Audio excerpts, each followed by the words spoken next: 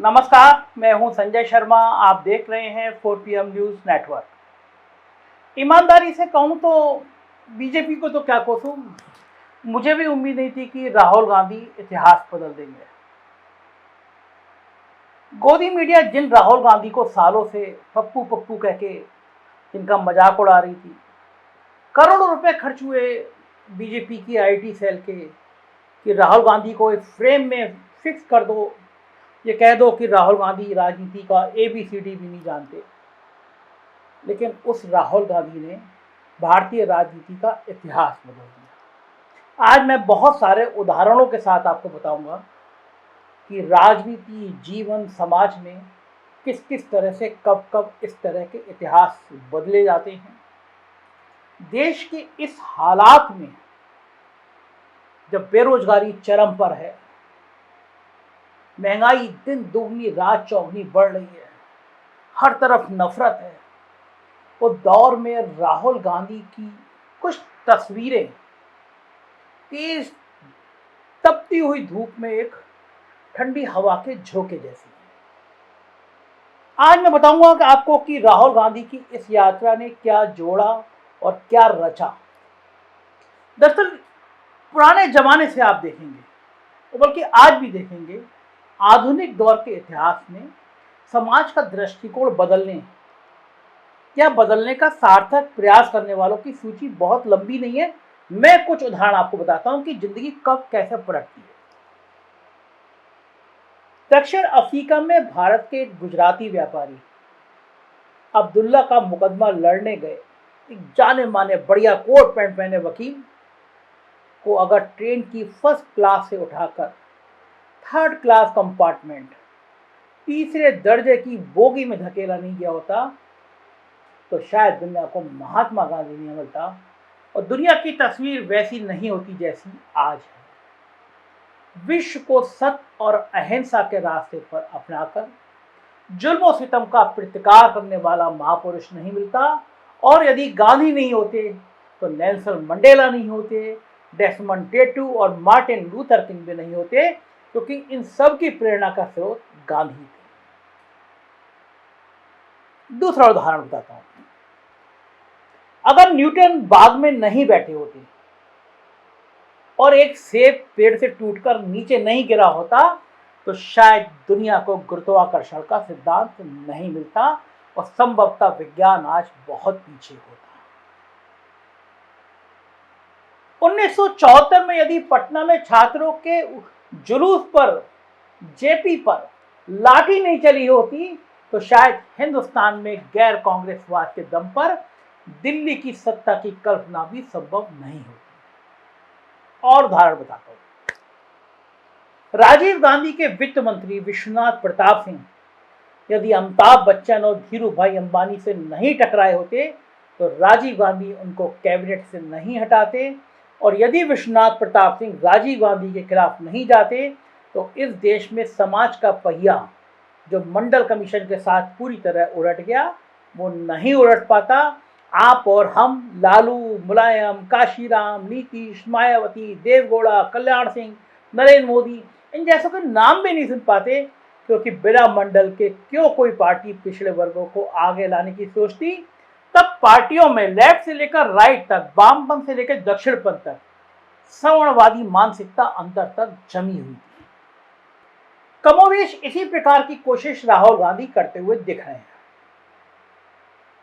यदि उन पर भी लोग कहते हैं कि यदि उन पर भी CBI, ED के द्वारा दबाव लगातार बेवजह नहीं बढ़ाया गया होता तो शायद आज आप उस राहुल गांधी को देख नहीं पाते जिन्हें अब आप देख रहे हैं। वो कामयाब होंगे या नहीं ये वक्त बताएगा, लेकिन फिलहाल ठहरे हुए पानी में उन्होंने कंकड़ मारकर हलचल पैदा कर दी है। राहुल गांधी की यात्रा से देश के लोगों को एक उम्मीद जगी, क्योंकि परिस्थितियां ही ऐसी हैं जिसमें जनता विकल्प ढूंढ रही है। रोजगार के अवसर घट गए हैं। असंगठित क्षेत्र जो देश में 80% से ज्यादा रोजगार देता है, उसकी कमर टूट गई है। स्वरोजगार के अवसर जिसके बूते बांग्लादेश जैसा छोटा देश भी हमसे आगे निकल गया। सारे छोटे रोजगार अडानी और अंबानी को जा रहे हैं। देश के संसाधनों पर अडानी और अंबानी का कब्जा बढ़ता जा रहा है। हजारों करोड़ रुपए रोज कमाई बढ़ती जा रही है। शिक्षण संस्थानों में कॉन्ट्रैक्ट टीचर से किसी प्रकार काम चलवाया जा रहा है। हेल्थ सिस्टम ठप हो गया है, स्वास्थ्य सेवाओं की हालत खराब हो गई है, बहुत बुरी हो गई है।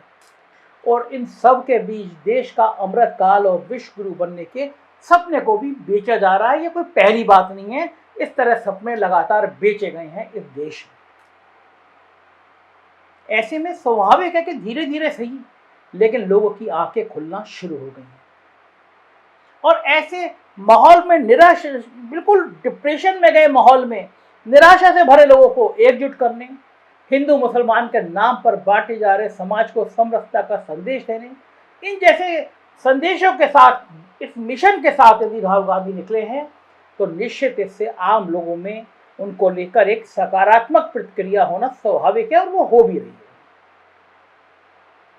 दक्षिण भारत में अब तक उनकी पार्टी की सफलता इसलिए भी ज्यादा हुई है क्योंकि वहां पर मोदी फैक्टर कभी था ही नहीं। जहां कर्नाटक में भी भाजपा की सरकार है, वहां भी मोदी फैक्टर नहीं है, बल्कि स्थानीय कारणों से और फिर येदियुरप्पा फैक्टर से वहां भाजपा काबिज है। बाकी किसी दक्षिणी राज्य में भाजपा का कोई असर है ही नहीं। इसके अलावा राहुल गांधी की भारत जोड़ो यात्रा 3 दिनों बाद जिस महाराष्ट्र में प्रवेश कर रही है, वहां भी कोई मोदी फैक्टर ना कभी था और ना है। वहां तो हालात ये हैं कि भाजपा चुनावों में उतरने से डरने लगी है। अंधेरी ईस्ट सीट के उपचुनाव से अपना कैंडिडेट ही हटा लिया बीजेपी ने, ये कोई सोच नहीं सकता था। और वहां मराठी बनाम गुजराती का नैरेटिव सेट हो चुका है। दरअसल राहुल गांधी के असर को उन इलाकों में देखा जाना है जहां मोदी फैक्टर है, यानी हिंदी भाषी भारत के राज्य और गुजरात, हिंदी भाषी भारत और गुजरात के राज्यों में जहां पे हिंदी भाषी बेल्ट ज्यादा है। यहाँ कुल मिलाकर 271 लोकसभा सीटें हैं और इनमें से 222 सीटें अकेले बीजेपी के पास है। इन इलाकों में कांग्रेस को सिर्फ 14 सीटें मिली थी। इसलिए यदि राहुल गांधी को अपने मिशन में कामयाब होना है तो इन इलाकों में भाजपा को 140 के नीचे हर हालत में रोकना होगा। राहुल गांधी जोश में है, उत्साह में है। उनके साथ जोड़ रही आम जनता की उम्मीदें, इन सबके साथ यदि कांग्रेस का संगठन भी अपनी पूरी ताकत लगा दे तो ये कोई मुश्किल काम नहीं। क्योंकि आज की तारीख में ये क्रेडिट राहुल गांधी को जाता है कि अडानी अंबानी के मुद्दे आजकल चाय और पान की दुकानों पर भी चर्चा का विषय है। लोग चिढ़ रहे हैं, लोग अडानी अंबानी के नाम से चिढ़ रहे हैं। लोगों के बीच ये चर्चा जो हो रही है, ये बहुत पैनिक हो रही है बीजेपी के लिए। इन चर्चाओं की खबरों ने नरेंद्र मोदी जी और अमित शाह जी के होश उड़ा रखे, क्योंकि अब आम आदमी भी कहीं ना कहीं इस बात को महसूस कर रहा है कि कुछ गड़बड़ तो है। चीन के साथ सीमा विवाद और चीन के अंदर घुसने की खबर भले ही गोदी मीडिया से गायब हो, लेकिन आम लोगों को सब कुछ पता है। अब जमाना सोशल मीडिया का है, और जब सिर्फ सोशल मीडिया ने ही राहुल गांधी की भारत यात्रा को तवज्जो दी है और इतने से ही सरकार का जायका बिगड़ा हुआ है, तो आप समझ सकते हैं कि राहुल गांधी ने देश की राजनीति में कितनी बड़ी हलचल पैदा कर दी। यह हलचल स्वाभाविक है, क्योंकि आपने देखा होगा कि रेलवे, एनटीपीसी या अग्निपथ के बवाल ने युवाओं को रोड पर ला दिया है। किसान 13 महीने सड़कों पर बैठे रहे, मरते रहे, तड़प के मरते रहे। सरकारी कर्मचारी पेंशन की मांग को लेकर सरकार के खिलाफ हैं। अब तक इन्हें कामयाबी इसलिए नहीं मिल रही थी क्योंकि ये संगठित नहीं थे। भारत जोड़ो यात्रा ने इन्हें संगठित वोट बैंक में तब्दील करने की प्रक्रिया शुरू कर दी है। इसी वजह से दक्षिण भारत में मोमेंटम बन रहा है, बन चुका है, और उत्तर भारत मोमेंटम बनाने की प्रतीक्षा में है। समाज के अलग अलग मुद्दों पर सरकार से लड़ रहे सभी लोगों का एक साथ क्लब होना हिंदुत्व की राजनीति का सबसे बड़ा एंटीबायोटिक है। इस तथ्य को राहुल गांधी और भारत जोड़ो यात्रा के संयोजक दिग्विजय सिंह ने बखूबी समझ लिया है। लेकिन यह प्रश्न यही है कि क्या कांग्रेस संगठन को, क्या मल्लिकार्जुन खड़गे इतनी धार दे पाएंगे कि वो इस माहौल को अपने पक्ष में बना सकें? इसी सवाल पर भारत जोड़ो यात्रा की सीमाएं तय होनी है। फिर भी इतना जरूर है कि इस यात्रा ने और राहुल गांधी के जीवट ने, उनकी हिम्मत ने आने वाले दौर के लिए एजेंडा सेट करने का काम मोदी एंड कंपनी से जरूर छीन लिया है। वरना अब तक एजेंडा सिर्फ मोदी जी तय किया करते थे। और संभवतः यही मोदी जी की घबराहट का सबसे बड़ा कारण है। गुजरात के चुनाव की तारीखें लेट की गई, प्रधानमंत्री घोषणा कर रहे हैं, महाराष्ट्र के बड़े बड़े उद्योग गुजरात शिफ्ट किए जा रहे हैं कि गुजरात हाथ से ना निकल जाए। गोदी मीडिया सेट की जा रही है, सर्वे दिखाओ कि हम गुजरात में आ रहे हैं, पूरी ताकत से आ रहे हैं। हिमाचल प्रदेश में परेशानी पैदा हो रही है और ये सब कर दिखाया है भारत जोड़ो यात्रा ने और राहुल गांधी के जादू। शुरुआत हुई थी भारत जोड़ो यात्रा से, तो बहुत निजी हमले किए गए। राहुल गांधी की टी शर्ट पे हमला किया गया, एक पादरी से मिलने पे हमला किया गया, एक छोटी बच्ची को अपने साथ राहुल गांधी ने ले लिया तो उसकी पोशाक पे हमला किया गया। लेकिन देश ने इस हमले को रिवोट कर दिया, वापस कर दिया और कहा ये क्या कर रहे हैं। एक नौजवान है, एक यात्रा कर रहा है और देश में जिस नेता ने यात्रा निकाली है उसने इतिहास बनाया है। कोई कल्पना भी नहीं कर सकता था कि राहुल गांधी निकलेंगे और लाखों लोग सड़कों पे आ जाएंगे। राहुल गांधी की तस्वीरें भूचाल पैदा कर रही हैं, बच्चों के साथ, महिलाओं के साथ, ऐसी पीड़ितों के साथ। राहुल गांधी का देख के लोग अपने आप को, युवा पीढ़ी अपने आप अपना जैसा एक नौजवान महसूस कर रही है। राहुल कभी बस में चल रहे हैं, कभी बच्चों के साथ डांस कर रहे हैं, कभी दौड़ लगा रहे हैं। लग ही नहीं रहा है कि ये एक ऐसा नेता है जो देश में राजनीति करना चाहता है।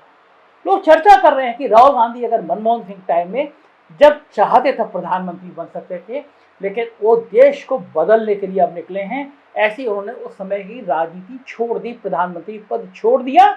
दूसरी तरफ प्रधानमंत्री बनने के लिए लोग क्या क्या नहीं कर रहे हैं आप जानते हैं। तो जाहिर है राहुल गांधी ने इस देश की तस्वीर बदली है, राजनीति का दौर बदला है। राहुल की भारत जोड़ो यात्रा पर हमारी निगाह रहेगी। आप देखते रहिए 4 PM। उत्तर प्रदेश की खबरें जानना चाहते हैं तो हमारा दूसरा चैनल 4 PM यूपी, और बिहार की खबरें देखना चाहते हैं तो 4 PM बिहार सब्सक्राइब करिएगा। शुक्रिया, थैंक यू।